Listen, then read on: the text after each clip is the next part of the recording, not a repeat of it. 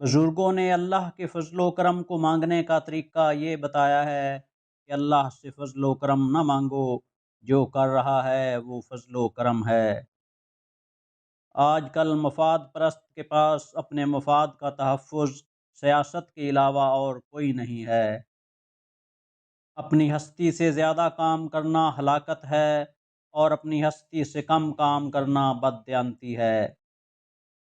کبھی بادشاہ بننے کے لیے دعا نہ کرنا، ورنہ دعا کے ذریعے حاصل ہو جانے والی بادشاہی کے اندر اگر کوئی ظلم اور تلخی ہوئی تو اس کے ذمہ دار تم ہوگے۔ ہر دن کی قیامت ہر روز شام کو ہو جاتی ہے۔ بے سکونی تمنا کا نام ہے۔ جب تمنا تابع فرمان الہی ہو جائے تو سکون شروع ہو جاتا ہے۔ کسی تنگ دل کا مال نہ کھاؤ، اس کے ہاں کھانا بھی نہ کھاؤ۔ تنگ دل انسان سے بچ کے رہو تو سکون مل جائے گا۔ سخی دل انسان سے ملا کرو۔ سخی دل سے اگر تم کچھ لے بھی لوگے تو وہ تمہارے لیے دعا کرے گا۔ مرنے کے دو ہی طریقے ہیں، غم مل جائے یا خوشیاں چلی جائیں۔ دشمن گھر میں آ جائے یا دوست گھر سے چلا جائے، دونوں حالتوں میں مصیبت ہے۔ مغربی تہذیب اپنے منطقی انجام کو پہنچ گئی ہے۔ ان کی کوئی لذت ایسی نہیں رہ گئی جو گناہ نہ ہو۔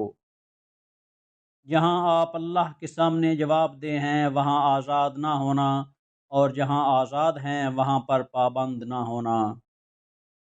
مغرب کے ساتھ مقابلہ اس وقت کرو جب آپ مشرق بن جاؤ۔ اگر آپ یوسف ہیں تو آپ کے 11 بھائی بھی موجود ہیں جو بھائی کے ساتھ ظلم کرنے والے ہیں، اور بھائی کے مرتبے کے ساتھ ظلم کرنے والے ہیں۔ سارا قرآن اس بات سے بھرا پڑا ہے کہ جب اپنوں نے اپنوں کو دھوکہ دیا وہاں کوئی علاج نہیں ہو سکا۔ جب تک آپ کو اپنی تمنا کے منظور ہونے سے حاصل ہونے والی چیز کی ماہیت کا پتہ نہ ہو، اس وقت تک دعا نہ کرو۔ ایسا رزق جس میں زیادہ محنت بھی نہ کرنی پڑے اور جو حرام بھی نہ ہو، رزق کریم کہلاتا ہے۔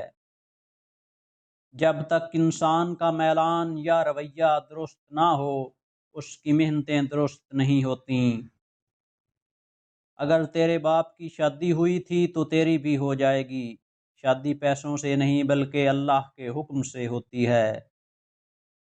اگر تمہیں یہ پتہ چل جائے کہ تمہارا رزق اللہ کے پاس ہے، پھر رزق کی تلاش نہ کرو بلکہ اللہ کی تلاش کرو جس کے پاس تمہارا رزق ہے۔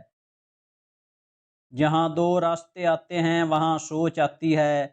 جس آدمی کے پاس راستہ ہی ایک ہو اسے سوچنے کی ضرورت ہی کوئی نہیں۔ جب آپ کی زندگی سکون بخش ہو جائے گی تو آپ کو خود بخود سکون ملنا شروع ہو جائے گا۔ زندہ رہنا چاہو تو موت قیامت ہے، اور مرنا چاہو تو زندگی قیامت ہے۔ ایک آدمی دلیری سے سچ بات کرنے لگ جائے تو باقیوں کا چھپا ہوا سچ ظاہر ہو جائے گا۔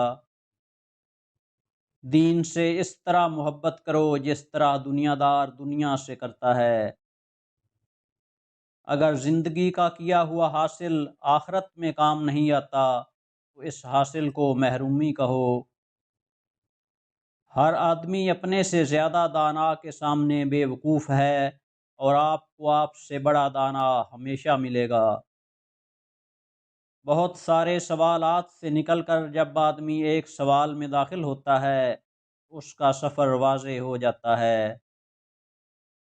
دانائی دانا کی تابعداری ہے۔ جب تک اپنے آپ کو اللہ کے آگے پوری طرح جواب دے نہ پاؤ، کسی انسان کو اپنے سامنے جواب دہ نہ کرنا۔ جو اقتدار میں ہیں وہ جاننے والے نہیں، اور جو جاننے والے ہیں وہ اقتدار سے باہر ہیں۔ جب تک کوئی آپ سے نہ پوچھے مبلغ نہ بنو۔ ہم ہر دن کا ماتم کرتے ہیں اور ہر صبح کو خوش آمدید کہتے ہیں۔ جن لوگوں نے اپنی زندگی میں اللہ کو یاد رکھا، لوگوں نے ان کی زندگی کے بعد بھی ان کو یاد رکھا۔ خود ہی کسی شے کا وہ جوہر خاص ہے جس کے نہ ہونے سے وہ شے نہیں ہوتی۔ قائم ذات سے محبت کرو گے تو تم بھی قائم ہو جاؤ گے۔ غرور اس صفت کو کہتے ہیں جو مٹ جائے یا مٹ سکے۔ اللہ کا جلوہ اگر طور کے درخت سے بول سکتا ہے تو کیسے ممکن ہے کہ انسان سے نہ بول سکے؟ جو شخص کہتا ہے کہ میں کل خوش ہو جاؤں گا وہ کبھی خوش نہیں ہوگا۔ سخی تب سخاوت کر سکے گا جب سائل بھی موجود ہو۔ اچھے عمل کی یاد کو ایک برا لفظ ہمیشہ کے لیے تباہ کر سکتا ہے۔ کسی کو اس کے حق سے زیادہ دینا احسان کہلاتا ہے۔ سائل بخیل کو سخی بنانے کے لیے آتا ہے۔ جب مذکور تک پہنچ جاؤ تو پھر ذکر نہ کرنا۔ اگر صاحب مرتبہ شخص لوگوں کی خدمت میں مصروف ہو تو سمجھو کہ اس کا یہ مرتبہ انعام ہے۔ گداگر وہ ہوتا ہے جو ہر روز ایک مقام پر ایک جیسی صدا لگاتا ہے۔ جانوروں اور انسانوں میں ایک فرق یہ بھی ہے کہ جانوروں کو نہ ماضی کی یاد رہتی ہے اور نہ مستقبل کا خیال۔ سورج کو نمایاں ہونے کے لیے تاریکی درکار ہے۔ جتنے عظیم لوگ تھے وہ غیر عظیم زمانوں میں آئے۔ علم اور عمل کے درمیان فاصلہ کم کرنا شریعت بھی ہے اور ولایت بھی۔ اگر مرتبہ مل جائے اور استعداد نہ ہو تو اس سے بڑی آزمائش کوئی نہیں۔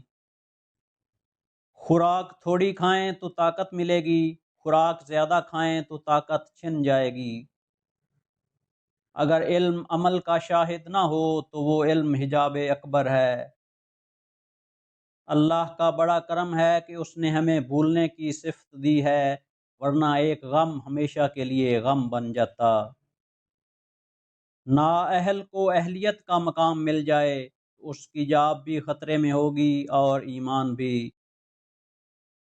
مفید چیز مقدار میں بڑھ جائے تو غیر مفید ہو جاتی ہے۔ گناہ گار کا گناہ عاجزی پیدا کر رہا ہو تو وہ بچ سکتا ہے۔ چھوٹی نیکی کو کبھی چھوٹی نیکی نہ سمجھنا اور چھوٹے گناہ کو کبھی چھوٹا گناہ نہ سمجھنا۔ اگر یہ پتہ ہو کہ تھوڑی دیر بعد سب بکرے ذبح ہو جائیں گے تو اب کیا لڑنا۔ آج اتنا مشکل دور ہے کہ اس میں نیکی نہیں ہو سکتی، پھر بھی مساجد بھری پڑی ہیں۔ بدی کا موقع ہو اور بدی نہ کرو تو یہ بہت بڑی نیکی ہے۔ اللہ کے خوف سے اپنی زندگی سے وہ کام نکال دو جو اللہ کے خوف کا باعث ہو سکتا ہے۔ اگر ایک ہاتھ اللہ کے لیے رکھ دو تو سارا وجود ہی اللہ کے لیے ہو جائے گا۔